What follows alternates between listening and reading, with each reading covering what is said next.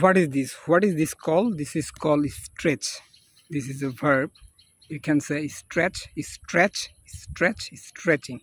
Okay, so get some examples. I stretch my arms after waking up. I stretch my arms after waking up. After that, you can say my father is stretching his hand while sleeping. My father is stretching his hands while sleeping. Okay, so let's see the another word like what is this? What is called? What is the call? This is called like hum. This is a verb. You can say hummed, hummed, hummed, humming. Okay.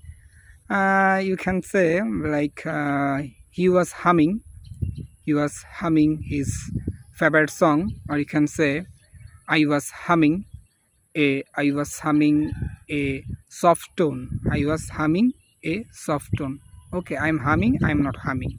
Okay, till then, assalamu alaikum.